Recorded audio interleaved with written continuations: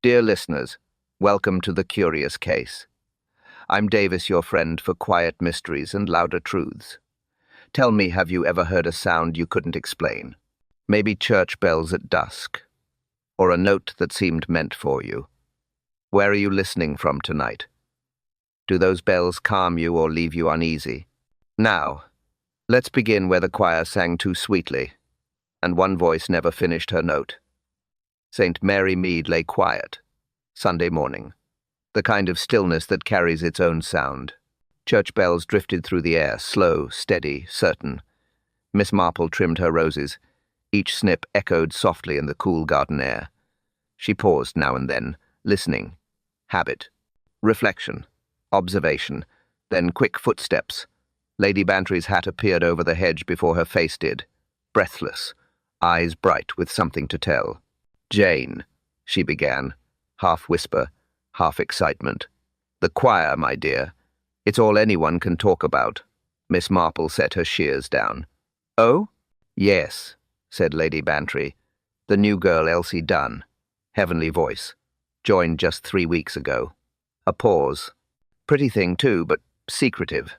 Lives with an aunt no one's met." Marple nodded. "Quiet girls often have the loudest stories."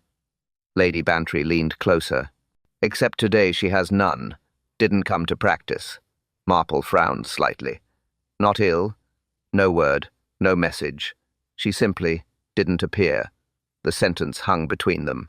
From the church lane, the bells changed tone. Longer now, calling people in. Marple brushed the soil from her gloves. She was meant to sing the solo, wasn't she? Lady Bantry nodded. "The Ave Maria." The vicar nearly fainted when she didn't arrive.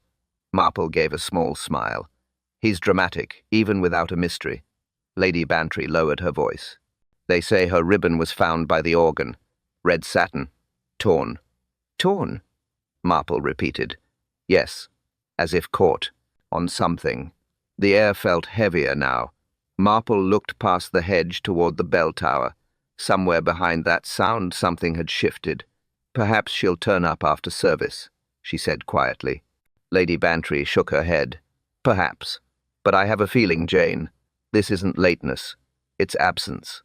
Marple sighed. "We shall see." The bells stopped. The silence that followed seemed louder than before. She gathered her gloves and scissors, ready to walk toward the church. Lady Bantry beside her, still talking, still uneasy. But Miss Marple had already noticed the smaller thing. A sparrow pecking at something near the garden path. Something red. A ribbon end, half buried in the soil. She bent, touched it, and frowned. Damp, slightly rough with grit. Not dropped this morning. Dropped last night, perhaps. The bells began again, one long, final chime rolling across the roofs. Marple straightened slowly. Her eyes followed the sound until it faded into the clouds. The pew she always used, she said softly, was empty. The church filled slowly. Shoes on stone, whispered greetings. Hymn books passed hand to hand. Miss Marple sat near the front. Lady Bantry beside her, fanning herself, though it wasn't warm. The scent of polish and candle wax hung in the air. Old wood, familiar prayers, predictable comfort. The vicar stood at the lectern, shuffling papers that didn't need shuffling. His eyes lifted, again and again, toward the choir loft. The empty place was visible even from below. No Elsie Dunn. He cleared his throat once, then again, tried to hide his nerves under ceremony. "Let us begin," he said, voice thinner than usual. The choir rose. White robes brushed against wood. The first note sounded clear but unsure. Without Elsie's high voice, the harmony limped. Marple listened carefully, each part searching for balance. The organ joined in steady at first. A low hum filled the hall, rich and proper. But something about the sound felt wrong. Not sharp, not flat, just strained. She turned her head slightly. The organist, Mr. Hale, kept his gaze down, pale, sweating. A handkerchief near his hand. Behind him, the red ribbon. It rested on the corner of the organ bench, folded on itself. The edge frayed, the bow loose. It hadn't been placed there with care. It had been dropped. Marple noted the detail quietly. Lady Bantry, whispering, asked, "Do you think?" "Later," Marple said softly. "Listen." The hymn carried on. Verses moved like clockwork, though the rhythm trembled. A child coughed near the aisle. Someone turned a page too loud. The vicar's lips tightened. "Mr." Hale pressed a pedal. The organ swelled, but his hands shook. The sound wavered again, as if the instrument were fighting itself. Marple leaned slightly forward. The ribbon fluttered, once caught by a small draught. Her eyes traced the path of a wire behind the stool, black against the pale floor. A loose connection? Or something else? She remembered Lady Bantry's words. Torn. Yes, torn. Not lost. Not dropped. Pulled. The hymn climbed toward its final chorus. People's voices rose, warm and trusting. The organ strained louder, covering the uneven tones. The vicar turned the page of his book, hand trembling. Marple looked up to the loft again. Mr. Hale's face had gone grey. His left foot froze on the pedal. He reached for the side of the console, gasping quietly. The sound faltered once, twice, then silence. A single unfinished note echoed through the rafters and died there. Every head turned toward the loft. The vicar froze mid-verse. Marple's knitting bag slipped to the floor unnoticed. The organ stood still. The ribbon no longer moved. Then, mid-hymn, the organ stopped. The sound died. Not faded. Died. Clean. Sudden. Final. For one heartbeat. No one moved. Then came the echo. A dull, heavy thud from behind the vestry wall. Heads turned. Whispers rippled through the pews like wind through reeds. "Did you hear that?" Someone murmured. Another voice whispered. It came from the back. The vicar raised his hand. "Remain calm," he said, but his voice shook. It wasn't authority anymore. It was fear, trying to dress as order. Marple rose slightly in her seat. Lady Bantry caught her arm. "Jane, don't." Marple's eyes didn't leave the vestry door. "Listen," she whispered. The sound came again. A scrape. Then silence. Somewhere inside the vestry, something moved or someone. The choir froze, robes motionless, faces pale. One small boy swallowed hard. His hymn book slipped from his hands and hit the floor. The sound cracked the quiet open. The vicar tried again. "Please, stay seated. I'll see what—" He didn't finish. The vestry door burst open. Wood hit stone with a sharp snap. The organist stumbled through, wild-eyed, his collar half torn. "Help!" he shouted. "Someone come quick!" The pews erupted. Voices clashed questions, gasps, the sound of feet scraping the floor. Lady Bantry clutched her hat with both hands. The vicar turned white. "What happened?" he asked. The organist's breath came hard. "In the vestry," he gasped. "She's there on the floor." He didn't need to say her name. Marple was already moving. She reached the aisle just as the vicar followed. The smell hit them first, sharp, metallic, faintly sour. Not blood, not fire, something else. The crowd pressed closer, though none dared cross the line of the chancel rail. "Everyone stay back," the vicar said weakly, but no one listened. A murmur swept through. "Is it the girl? Elsie?" "Oh, heavens." Marple reached the vestry door. The organist pointed with a shaking hand. I just found her," he stammered. "I went to check the wiring. She was all ready." He couldn't finish. The small room was half in shadow, sheets of music scattered on the floor.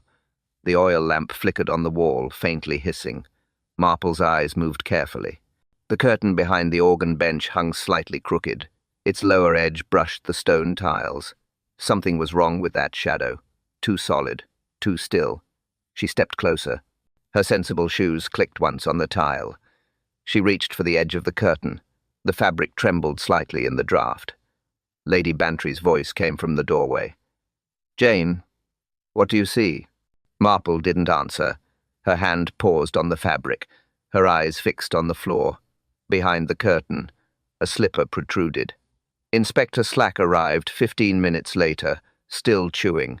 He had been pulled straight from his lunch at the Crown. He did not appreciate it. Another Sunday upset. he muttered, brushing crumbs from his coat. Every time I sit down to roast beef, someone decides to die. The church smelled of polish and fear. Villagers lingered near the pews, whispering in clusters. Marple stood by the vestry door, silent, observing.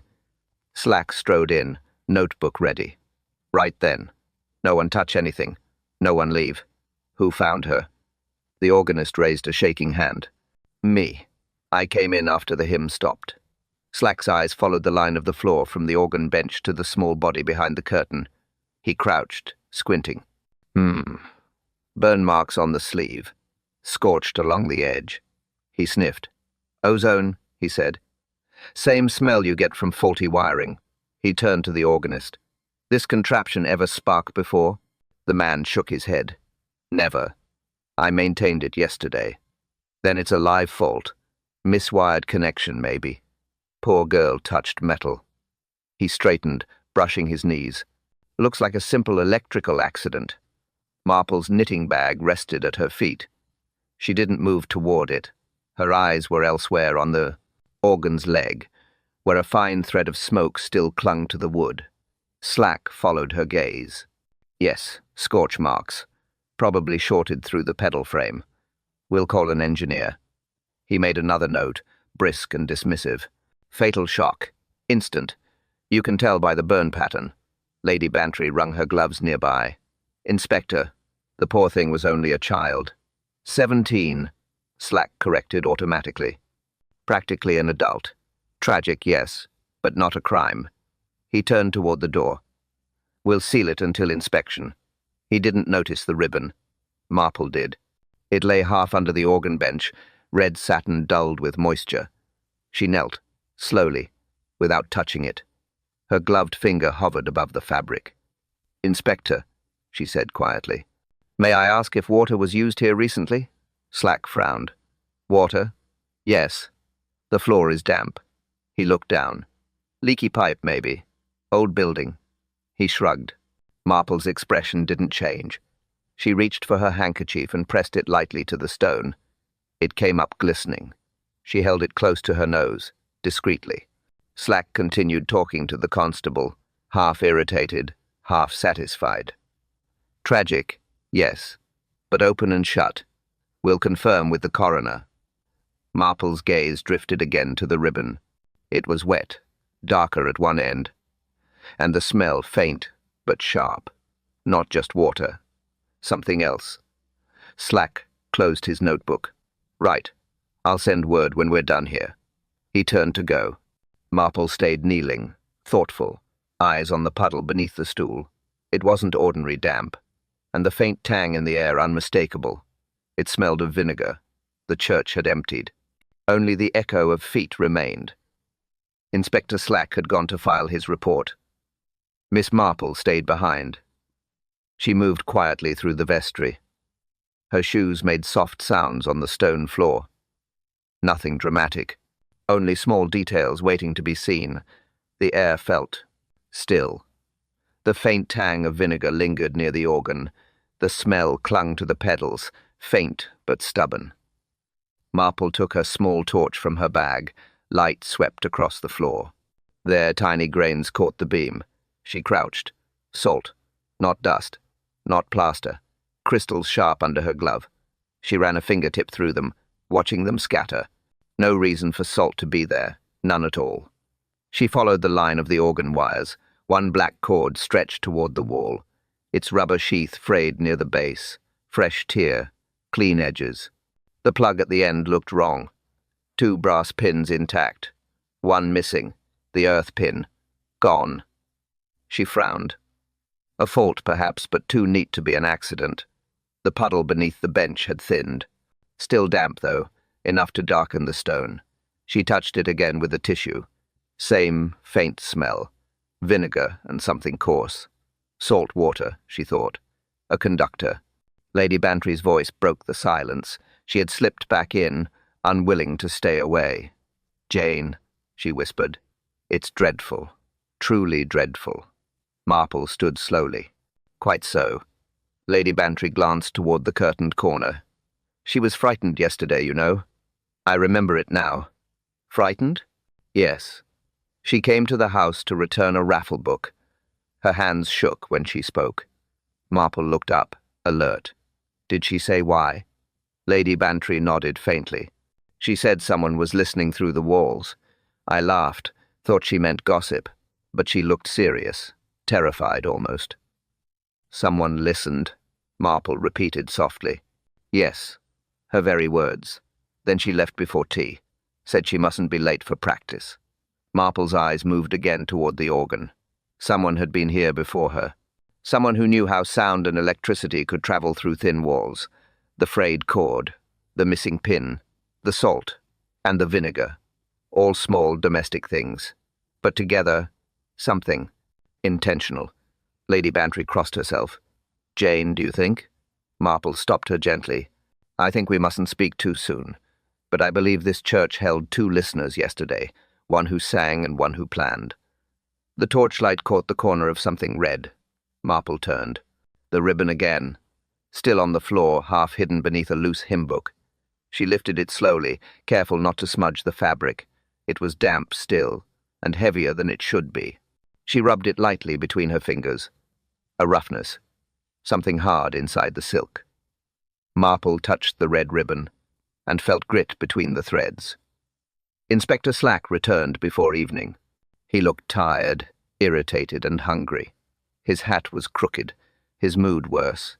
He set his notebook on the vestry table. Right, he said. Let's speak to the organist again. Mr. Hale waited near the font, hands clasped, eyes down. He looked older than he had that morning. Slack waved him forward. You know why you're here? Hale nodded. I've already told you what happened. Slack leaned on the edge of the table. Then tell it again, slowly. The man took a breath. I repaired the organ wiring last night. The notes were cutting out mid-practice. I found a loose contact, that's all. You're sure that's all? Yes. Slack's pencil scratched the page. When exactly? After choir rehearsal. Around 7. Alone? Yes, alone. The hesitation was small but clear. Marple stood by the door, silent, watching. Slack caught it too. Alone? He repeated. Hale nodded again, quicker this time. No one else was here. Slack stepped closer. You signed the maintenance sheet? I forgot. Convenient. Hale rubbed his thumb across his fingers. The skin there looked darker, stiff. Slack's eyes narrowed. Burn yourself? No. That looks like it. I caught my hand on a hot pipe. Marple's voice came soft. May I see your fingers, Mr. Hale? He hesitated, then held them out. The tips were blistered. Not from heat. Round marks. Neat. Like metal had bitten skin. She met Slack's eyes briefly. Slack grunted. Electric shock? The organist swallowed. It sparked when I reattached the cable. But you said it worked fine. It did. After that. Slack folded his arms. So you tested it. Did you use a meter? No. I played a few notes. Everything sounded right. By yourself? Yes, Hale said quickly. Marple tilted her head. Did you test it alone? The question hung in the air. The organist looked away. His lips pressed tight. He didn't answer. Slack waited. You're saying no one saw you touch that wiring? Still silence. Marple's eyes didn't leave him. He looked trapped, cornered by something more than guilt, by memory. Finally, he whispered. She came back. Slack frowned. Who? Elsie. She said she'd forgotten her hymn book. He stopped there, said nothing more. Slack scribbled a note, irritation covering discomfort. Marple didn't move.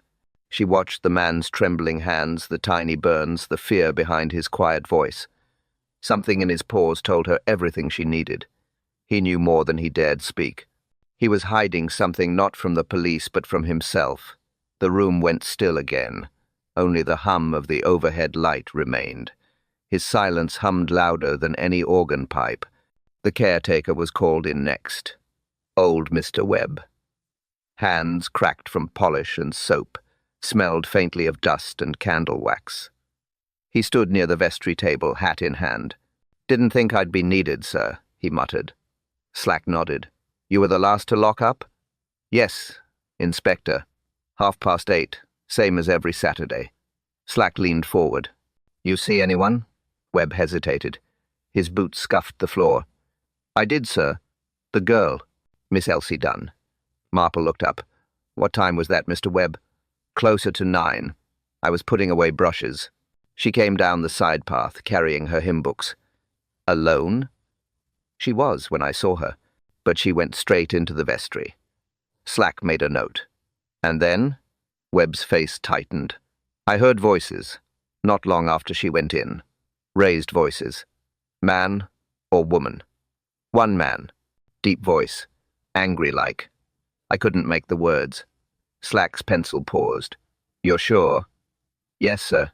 I remember the sound clear as the bells. She was trying to speak over him. Did you go in? No, sir. Didn't seem my place. Marple's tone was gentle. You didn't think to check? He shook his head. I thought it was choir business. She'd been nervous lately, though. Marple exchanged a glance with Lady Bantry. Nervous. The same word again. Slack tapped his pencil. And after that? I heard the side door shut. Quiet. I looked out, no one there. He shifted his weight uneasily. When I finished up, I went back to the cupboard. Cleaning shelf was open. Someone had moved the supplies. What kind of supplies? Salt sacks, vinegar bottle, candle wax tins, all kept there for polishing brass. Slack looked unimpressed. So someone untidy. Webb frowned. No, sir, someone careful. The sack was slit neat, not spilled by accident. Marple's voice lowered. Slit how, Mr. Webb? With a blade, I'd say. Straight across. Someone wanted the salt, not the sack. Slack scribbled another line. And what did you do? Closed up proper. Locked the door. Thought nothing till morning. Marple's gaze wandered toward the floor near the wall. Did you light a candle that night? No, ma'am. Used my torch. The candles were near empty anyway. She crouched slightly, following a faint mark on the stone.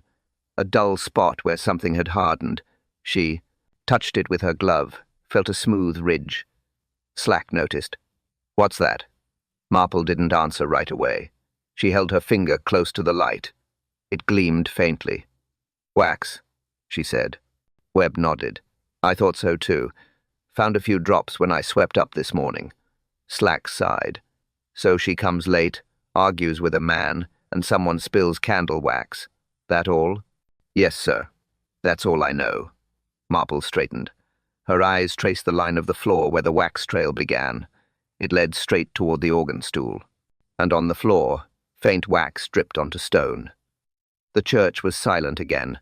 Inspector Slack had left for the night. Only Miss Marple remained, standing by the vestry table. A single candle burned near the wall, its flame steady and low. She opened her knitting bag, took out a small handkerchief. Then from her pocket a pinch of salt, borrowed from the church kitchen. And from the shelf, the same vinegar bottle she had noticed earlier. She poured a few drops onto the cloth. It fizzed faintly. She folded the corner, pressed it together. Her eyes moved toward the brass candlestick. She reached out. The soaked handkerchief brushed the metal.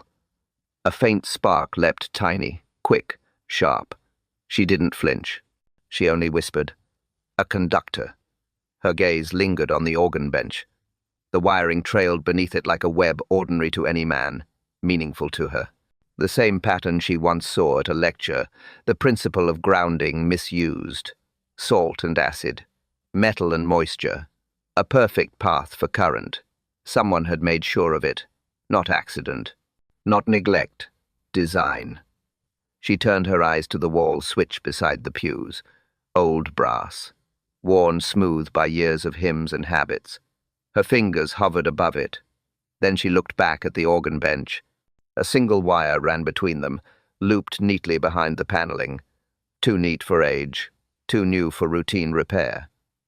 Her mind worked quietly, piece by piece. Elsie's hands on the keys, her shoes on the foot pedals, the metal frame beneath, damp from the vinegar-soaked floor. She could almost see the sequence. A single press of the pedal, a small arc of current. The shock immediate, silent, final. Lady Bantry's voice from earlier returned to her mind. She said someone listened through walls. Yes, someone had listened and learned. Someone who knew how to turn a sound into a weapon. Marple stepped closer to the organ, careful not to touch. She followed the wire with her eyes until it disappeared behind the wooden casing. A thin trace of wax marked its path. Wax to seal it, wax to hide it. She stood very still. Her lips moved, barely a whisper. She was meant to play a hymn, not to die for one. Outside, the wind brushed the church door. The candle flickered once, then steadied. Miss Marple folded the handkerchief again and tucked it away. The spark still glowed faintly in her thoughts. Salt, vinegar, brass, wire, the smallest things, used with purpose. The most innocent habits turned deadly by intent. She looked back at the wall switch. It gleamed faintly in the candlelight. The pew switch was never meant for music. It was meant for murder. By afternoon, the calm had gone. The village hummed with noise and nerves. Everyone had an opinion. Everyone wanted to be heard. At the church gate, small groups formed, men with hands in pockets, women clutching prayer books, whispering fast. The smell of polish and rain hung in the air. "Faulty wiring," said Mr. Pierce, the baker. "That's all it was." "Nonsense," argued Mrs. Webb. "It's the caretaker's doing. He's always meddling with lights." "The organist looked guilty to me," someone else muttered. Voices tangled together. Accusation became comfort easier than silence. Inside the church hall, Lady Bantry paced the tiles. She waved a small ledger in the air. "My charity funds," she cried. "They're gone. The collection money was locked in the vestry safe." Marple looked up. "Gone?" "Yes," Lady Bantry said sharply. £20, Jane. Vanished. Inspector Slack had not yet returned. The constable nearby shifted uneasily. "Could have been stolen last night, ma'am." "Or this morning," Lady Bantry said. "I checked the drawer myself after the service. It was empty." The chatter outside grew louder. More villagers pressed into the doorway, craning to listen. "First the girl, now the money," someone said. "It's cursed. That church is cursed." Marple didn't speak. She stood near the organ, her hands folded neatly over her gloves. Her eyes moved slowly around the room. The safe, the door, the window latch, the cord that trailed along the floor. "Jane," Lady Bantry said, voice trembling. "You don't think—" Marple raised a hand. "Not yet." She walked toward the vestry door. The hinges creaked softly, a tired sound, like breath through old wood. She studied the floor again. The faint trail of wax still visible, stopping near the cupboard. Beside it, scuff marks as if someone had moved the chair in haste. The constable followed her gaze. "Could the thief and the killer be the same?" he asked. Marple said nothing. Her eyes stayed on the ground. She picked up a small splinter of brass from the edge of the cupboard, turned it over between her fingers. From the wiring, same color, same polish. The voices behind her kept rising. "Where's Inspector Slack? He said it was an accident." "Well, accidents don't steal money." Marple turned to Lady Bantry. "Did many people know about the charity funds?" "Only the committee, and the caretaker." Marple nodded once. "And who held the key?" "I did," said Lady Bantry, "but I left it in the drawer for the vicar. I thought it safe." Marple's expression didn't change. Her tone stayed, calm, deliberate. "Safety is a curious thing," she said quietly. "Sometimes it's the first illusion we lose." She looked again toward the organ, the frayed cord, the puddle stain. Small things, domestic things, one crime hidden inside another, the pattern too clean to be chance.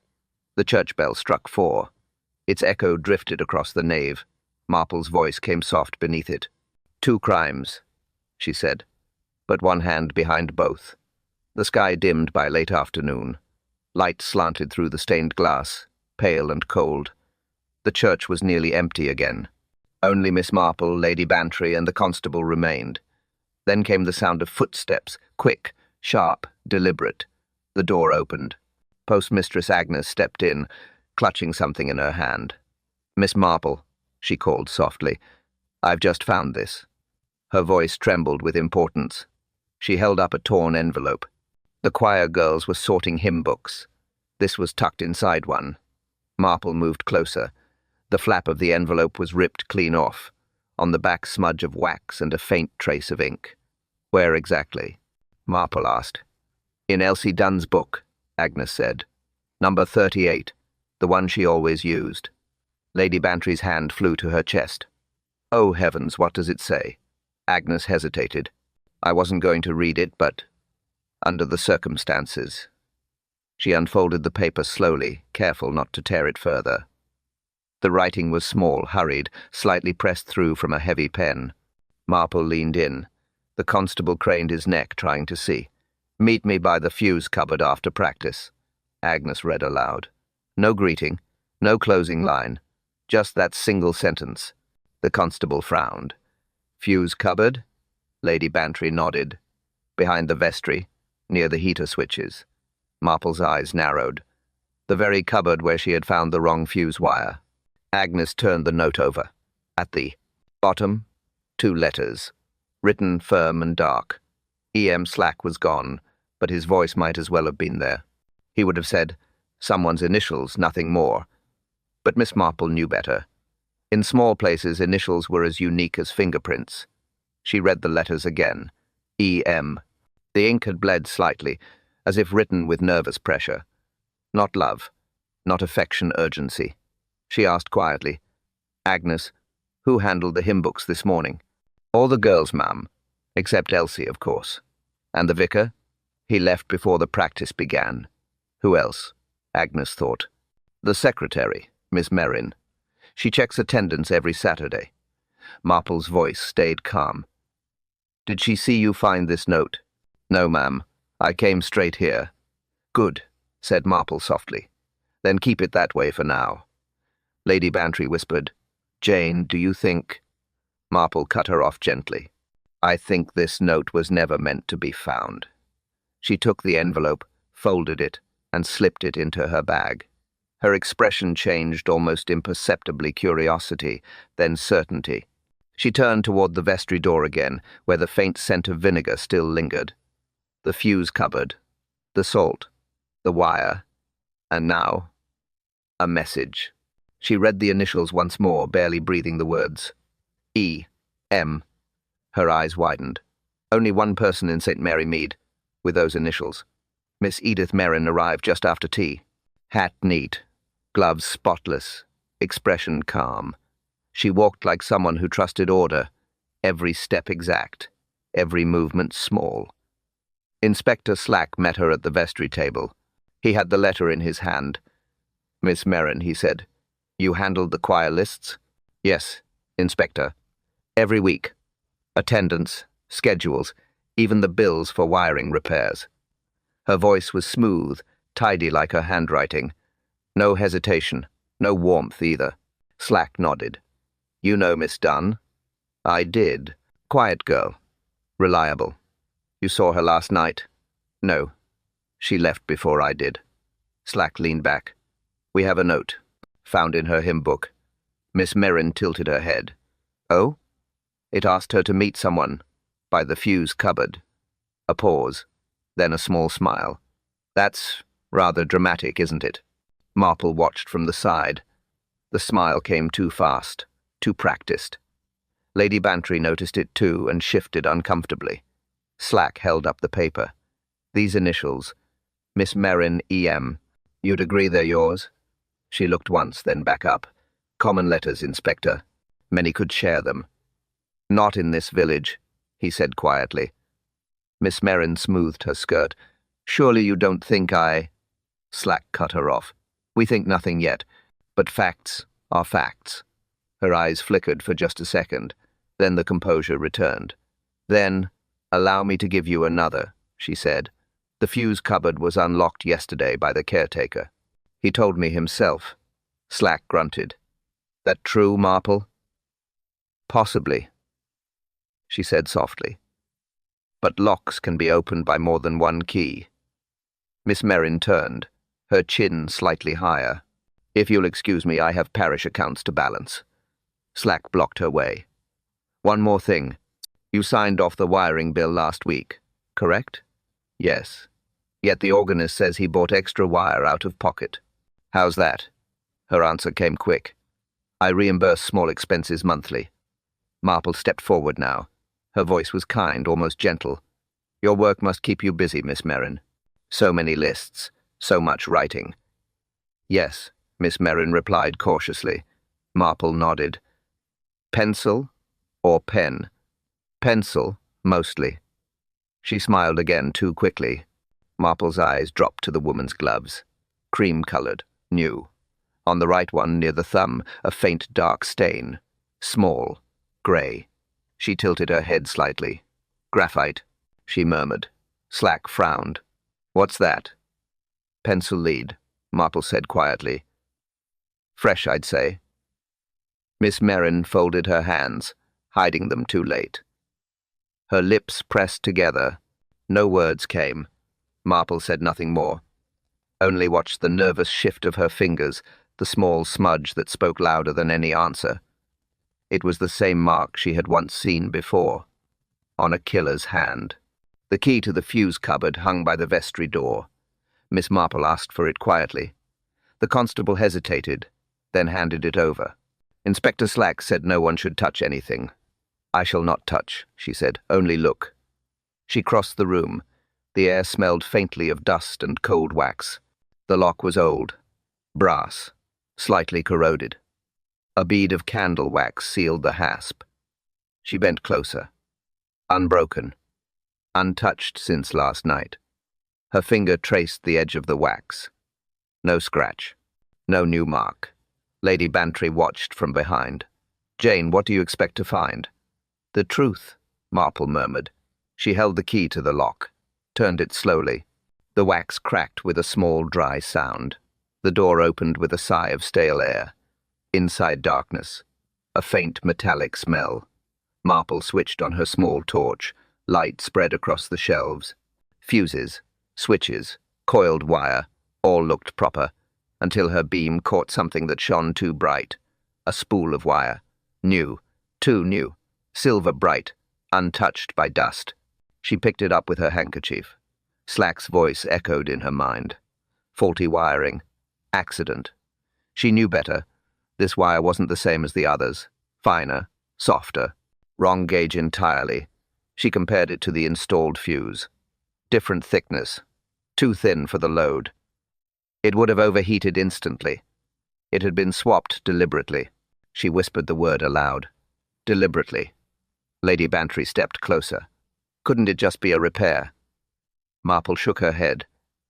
This wire was chosen for what it cannot bear.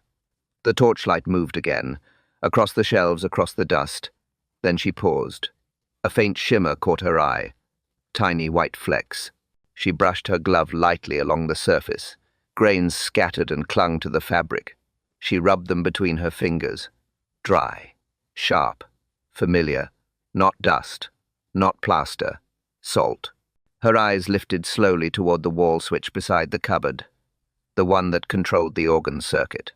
She traced the thin line of wire leading from it. Wax sealed the joint, smooth and deliberate. The smell in the cupboard deepened. Metal, wax, and faintly, vinegar. Marple lowered the torch, her face unreadable. She closed the cupboard door softly, resealed the hasp, and turned back. Lady Bantry whispered, Jane, what is it? Marple answered without looking up. It isn't what they thought. It was never accident. Her gloved hand brushed once more over the shelf. Grains shimmered under the thin beam of light. Marple's torch revealed salt crystals on the fuse shelf. By morning the parish felt divided. Each person carried their version of truth. Inspector Slack gathered them in the hall, notebook in hand. He wanted order. He got confusion. The caretaker spoke first, said he saw Miss Merrin near the vestry last evening. She had cloths with her, he explained. Said she was cleaning. Slack asked, What time? 8:30, maybe later. I was locking up. Marple watched him closely. You're sure it was her? Oh, yes, ma'am. I saw her lamp, and her gloves white as chalk. Slack made a note, then turned to the organist. Hale looked tired, thinner, voice rough. "I saw her too," he said, "before I left. She was by the fuse switches, testing something. Said it was routine maintenance. I didn't question it." Slack's pen paused midline. "Routine maintenance at night?" The man hesitated. "That's what she called it." "Lady?" Bantry gasped softly. "She told me not to touch the lamp wires yesterday," she said. "Said they were delicate. I thought she was being cautious." Marple didn't look surprised. "A habit of prevention often hides preparation," she murmured. Slack frowned. "So, everyone saw Miss Merrin near the wiring. Everyone thought it harmless." He tapped the notebook shut. "Still doesn't prove she killed the girl." The caretaker crossed his arms. "All I know is that cupboard wasn't locked when I checked it later. She was the last one with the key." Slack shot him a glare. "Mind what you say." "I am, sir," said the caretaker. "But I've cleaned this place 30 years, and I've never seen wires swapped that neat unless it was on purpose." Silence followed, the kind that settles after a truth too plain to argue. The smell of old varnish and dust filled the air. Marple stood apart, quiet, still watching. She didn't write notes. She didn't ask questions. Her eyes simply moved from the wax on the bench to the ribbon now sealed in an envelope, to the faint grey mark on Miss Merrin's gloves. She spoke once, softly. "The trouble with tidy people is that they leave tidy evidence." Slack turned to her. "Meaning what?" "Meaning nothing yet." He scowled. "You always speak like there's a riddle behind it." "Perhaps," she said gently. "But some riddles answer themselves if you stop interrupting them." The caretaker muttered under his breath. "Aye, she's clever, that one." Marple ignored it. Her gaze returned to the far wall where the fuse wire ran hidden behind paneling. Slack rubbed his temple. "All right. Until I have proof, everyone stays put. No one leaves Street Mary Mead." He walked off toward the door, frustrated. Lady Bantry whispered, "Jane, you're thinking something." Marple's reply came soft as breath. "I'm thinking," she said, "that none of these people are lying, yet all of them are right." Her hand brushed against her knitting bag, untouched since morning. The needles inside made a faint metallic ring. She already knew who prepared the trap. Evening came early. The nave stood empty. Candles burned low, their scent faint and dry. Dust hovered in the last line of light through stained glass. Inspector Slack waited beside the pulpit. Marple walked slowly toward the front pew, her step calm, deliberate. Edith Merrin stood near the organ, arms folded, chin lifted. Slack broke the silence first. "Miss Merrin, you know why we've called you back." Her tone was cool. "I expect so, Inspector." Marple's voice followed softly. "There's something to be put right, my dear. Quietly, if possible." She set a small bundle on the pew, the red ribbon, folded tissue, and a single burned fuse. "These were not accidents," Marple said. Slack nodded. "And the wire wrong gauge. Swapped by someone who knew the risk." Edith didn't answer, her eyes fixed on the ribbon, then on Marple, then away again. Marple went on, each word gentle but exact. "There was salt scattered beneath the stool, vinegar on the stone, wax sealing the wire, all precise, all chosen." Slack added, "Fuse cupboard locked, seal broken, and only one person had the key." He didn't need to name her. Edith's breath caught once, then steadied. "I told you, Inspector. I helped maintain the lighting. That's all." Marple shook her head. "And the books? The wiring bills? Altered lines? Erased numbers? The faint pencil marks still visible beneath?" Edith's hands tightened on her gloves. "You have no proof." Marple didn't raise her voice. "Proof enough," she said softly. "The graphite on your glove, the same I saw yesterday. You signed the wrong total, then falsified the next entry to hide it." Slack stepped closer. "You were covering for someone." The question hung between them. Edith's composure faltered. Her lips trembled once. Then she spoke barely above a whisper. "He stole from the church. He made me falsify the books." Marple nodded slowly. "The organist?" Edith swallowed. "Yes. He found the shortage last month, threatened to expose me unless I helped him." Slack's tone hardened. "So you tried to kill him?" Her answer came broken. "I didn't mean to kill her. She wasn't supposed to sit there. Marple's eyes softened, but her words stayed firm. You rigged the organ bench. One press of a pedal and the current passed through. The salt and vinegar helped it travel. Edith pressed a hand to her face. Tears left clean lines on her cheeks. I wanted only to frighten him, she whispered. Just frighten him. Slack stood silent. Marple closed her bag slowly, voice gentle again. Intent, Miss Merrin, is a fragile word, but consequences never are. The church fell still.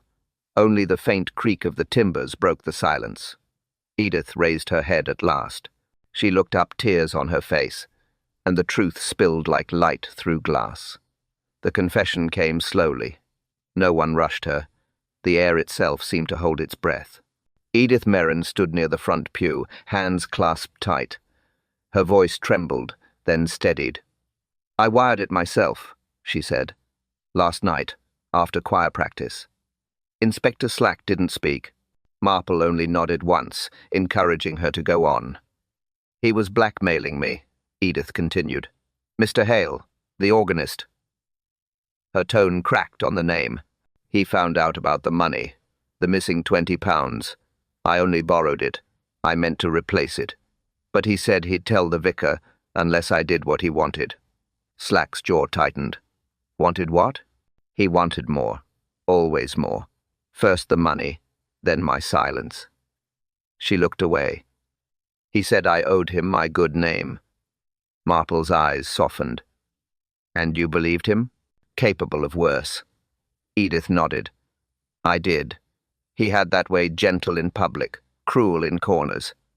She gripped the back of the pew until her knuckles whitened. I planned only to frighten him. I thought if he got a shock just enough to warn him, he'd stop. Her voice dropped. I tested it carefully. I made sure it wouldn't kill. Slack stepped forward. You mixed the vinegar and salt. You sealed the wire with wax. You swapped the fuse for a weaker one. Yes, and you left it live. Her lips barely moved. I meant to cut the current before the service. I came early this morning, but she was already there. The room went silent. Even the candles seemed to hold their flame. Elsie, Marple said quietly. Yes, Edith whispered. She always arrived before anyone else. She said the church was calm at that hour. Edith swallowed hard. She sat on the bench, testing a note. Just one. Slack muttered something under his breath, but Marple silenced him with a look. She didn't scream, Edith continued. I heard the sound stop. I ran in. She'd fallen sideways. I didn't touch her. I couldn't. Her hands shook as she pressed them to her face. I didn't mean for her to die. I only wanted to stop him. It was supposed to be him, not her.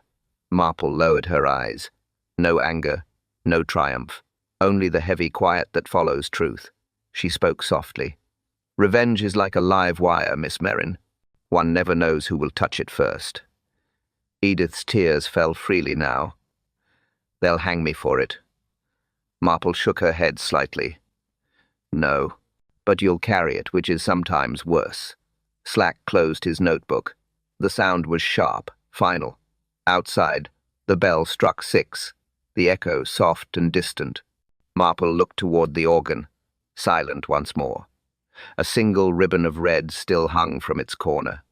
Her voice came low, almost a whisper.